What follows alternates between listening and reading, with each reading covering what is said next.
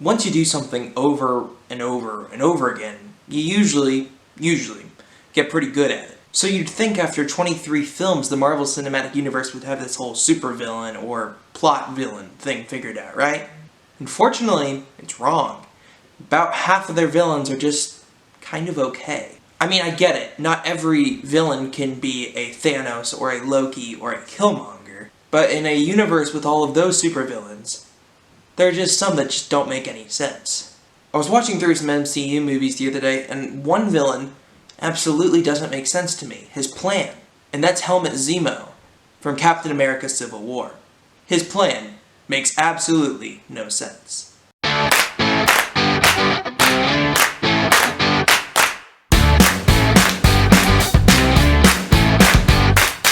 Now, I understand his motives for all of this. I mean, his family was killed in Sokovia by the Avengers, not intentionally, but because of all of their actions, and then it's supposed to be a plot device because Tony already feels guilt about a lot of the actions that the Avengers have made, fits in with the Sokovia Accords. But really, when you look at it, Helmut Zemo's plan just makes no sense. So, from the start, what exactly is Zemo's plan? Because it's not specifically stated a ton throughout the movie, but he actually does explain it to T'Challa here.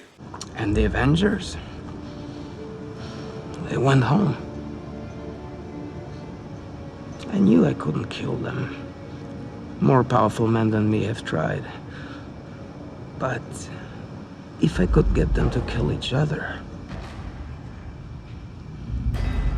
But still, after all of this, there's a lot that has to go exactly right for Zemo's plan to even remotely work and him not to get caught in the process. First of all, it's the most convenient thing in the world that the United Nations are forcing upon the Avengers the Sokovia Accords, something that limits their own power, which already causes a divide between the two teams. This works exactly in Zemo's favor and is just a complete shot in the dark on when it could have happened, but it happens exactly when Zemo needs it to.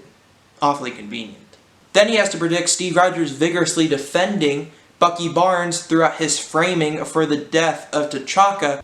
Now, of course, this isn't exactly hard to predict, as Steve Rogers and Bucky Barnes were best friends, and I'm assuming Zemo did his homework and knew that.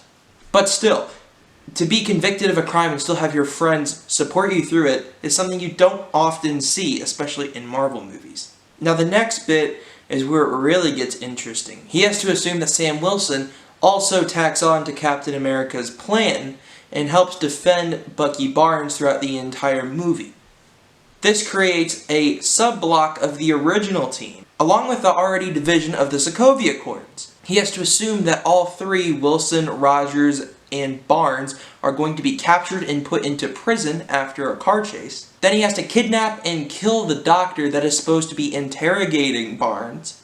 Then he has to brainwash Barnes. Meanwhile, he's already waterboarded somebody to get the red book. And then as the events of the movies hang on, you have the fight scene in the airplane hangar, which already adds to the drama and tension between the two sides. Cap versus Stark. The whole Team Captain America versus Team Iron Man. You have both of them going at it in the airport in Germany. All of that is just super convenient for Zemo, and it bothers me. It bothers me he doesn't have a more well thought out plan. And then it's just convenient that Tony Stark figures out that Barnes was not responsible for any of it and chases Barnes and Rogers to Siberia to the old Hydra facility.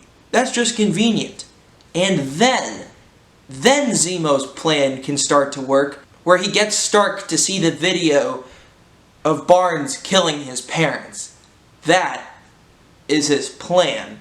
And how it gets there is absolutely incredible, and is nothing short of amazing, but is stupid when it comes to an evil plan. Now, I'm not an evil supervillain, but if I was, I would say that I want my plan to be completely foolproof. There's no possible way it could go wrong.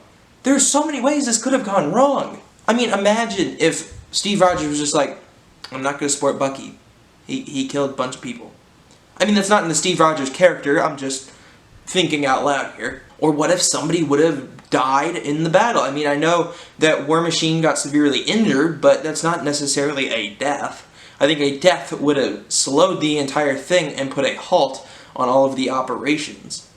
And it's just so convenient that Barnes was the secret assassin that was tasked to kill Howard and Maria Stark. So you see the holes in Zemo's plan. Everything had to work exactly like it did. He even got help that made it more successful than it probably would have been in the first place. So is Zemo as bad as Loki and Thanos and Killmonger? No. I'd say that putting Zemo even as a supervillain is a stretch. He's just a guy trying to get revenge, which I think most people can attest to, albeit they don't go to as far lengths as Zemo did. But we can all agree on something. Not as bad as Whiplash. Attack him in an F1 race, really? Come on, man. There are better ways to do that. In front of millions of people, there's better ways. Better ways. So, at the end, some of Zemo's motives are understandable. They're even somewhat supported in a strange and twisted way that you understand, making the Avengers see the wrongs of their ways, and that's kind of what the UN did with the Sokovia Accords. But Zemo took his motives and his beliefs too far, and that is what makes him a villain. He just needed to have a better plan for it to be successful. It wasn't even like one of those where like the Mystery Machine kids and Scooby-Doo come to solve it. It was just a bad plan. And at the end of the day, that was Zemo's downfall. He was close, and he nearly succeeded, but his plan sucked. If you enjoyed the video, make sure to like, comment, and subscribe for more content here on Fluhr Fandom. We will be back with another video very, very soon.